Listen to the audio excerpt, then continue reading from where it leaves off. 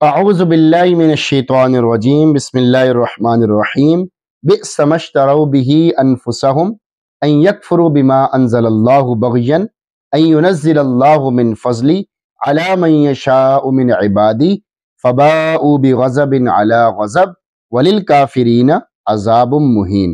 سورۃ البقرہ آیت نمبر 90۔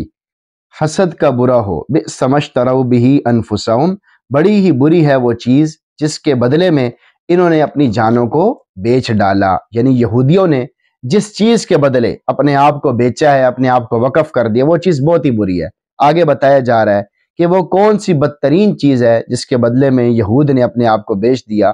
ان یکفروا بما انزل اللہ بغیا، یہ ہے کہ اللہ کی نازل کی ہوئی کتاب کا حسد کی وجہ سے انکار کرنے لگے۔ یعنی یہودیوں نے محض حسد کی وجہ سے اپنے آپ کو کفر کے بدلے بیچ دیا اور اسی کے لیے اپنے آپ کو وقف کر دیا۔ ان ينزل اللہ من فضلی علی من یشاء من عبادی، کہ وہ اللہ اپنے فضل کو اپنے بندوں میں سے جس پر چاہتا ہے کیوں نازل کر دیتا ہے۔ یعنی یہ ان کے دل میں حسد تھا۔ یعنی یہودیوں کا انکار کسی دلیل پر مبنی نہیں ہے، بلکہ انہیں صرف حسد جلا رہا ہے کہ اللہ تعالیٰ نے اپنے بندوں میں سے حضرت محمد مصطفیٰ صلی اللہ علیہ وسلم پر وحی کیوں اتاری ہے۔ نبوت تو خاندان بنی اسرائیل میں رہنی چاہیے تھی۔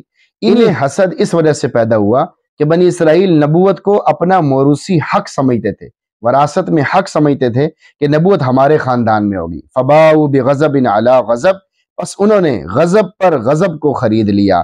یعنی ایک غضب تو ان کے کفر کی وجہ سے تھا اور دوسرا ان کے حسد اور دشمنی کی وجہ سے نازل ہوا۔ وللکافرین عذاب مہین، اور کافروں کے لیے ذلت کا عذاب ہے۔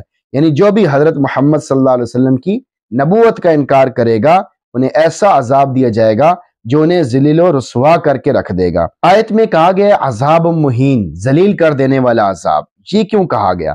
چونکہ یہود حسد و بغض کی وجہ سے نبی اکرم صلی اللہ علیہ وسلم کی نبوت کا انکار کرتے تھے، اور ان کا حسد اور بغض کا اصلی سبب ان کا تکبر تھا، اس لیے انہیں ذلیل کر دینے والے عذابوں میں مبتلا کر دیا جائے گا تاکہ گناہ کا بدلہ پورا کر دیا جائے۔ آیت کا میسج آپ کے نام۔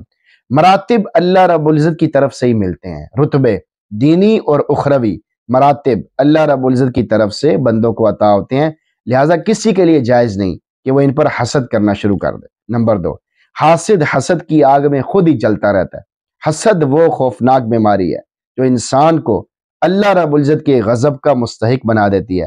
نبی اکرم صلی اللہ علیہ وسلم نے فرمایا حسد نیکیوں کو اس طرح کھا جاتا ہے جس طرح آگ لکڑیوں کو کھا جاتی ہے، لہٰذا کسی کے اوپر کسی وجہ سے حسد کرنا دراصل اپنی تباہی کا سامان تیار کرنے کے برابر ہے۔ حسد کا مطلب یہ ہے کہ اللہ رب العزت نے کسی کو کوئی چیز عطا فرمائی اور انسان اس پر جلنے لگ جائے، یہ اس کو کیوں ملی ہے۔ یاد رکھیں، جو آدمی کسی کے پاس نعمت دے کر حسد کرتا ہے تو وہ حقیقت میں اللہ رب العزت کے فیصلے پر عدم رضا کا اظہار کر رہا ہوتا ہے کہ میں اس فیصلے پہ راضی نہیں ہوں، اور اللہ رب العزت کی ذات کے فیصلے کو ٹھکرا رہا ہوتا ہے۔ حاسد حسد کی آگ میں خود ہی جلا کرے، حاسد حسد کی آگ میں خود ہی جلا کرے، وہ چراغ کیوں بجھے جسے روشن خدا کرے۔ نمبر 3، ہمیں بار بار سوچنا چاہیے، اس آیت میں اللہ رب العزت نے یہودیوں کے کفر کو تجارت سے تشبیہ دی ہے۔ اس کی وجہ یہ ہے کہ انسان اس دنیا میں آخرت کے نقطہ نظر سے ایک تاجر ہے۔ اس کا راس المال اسے کہتے ہیں، وہ چیز جس کے ذریعے سے کوئی چیز خریدی جائے۔ اس کی عمر عزیز ہے، زندگی ہے، اور جو کچھ نیکی یا برائی کما رہا ہے یہ وہ مال ہے جس کو اپنی عمر عزیز کے بدلے خرید رہا ہے۔ اس سے ہمیں یہ بہت بڑا پیغام ملا کہ ہم سوچیں اور بار بار سوچیں کہ اپنی عمر عزیز کے ذریعے، یعنی اس پیاری زندگی کے ذریعے آخرت بنا رہے ہیں یا نافرمانی اور گناہ کر کے اپنی جان کو ہی خطرے میں ڈال رہے ہیں۔ ہو رہی ہے عمر مثل برف کم، چپ کے رفتہ رفتہ دم بدم۔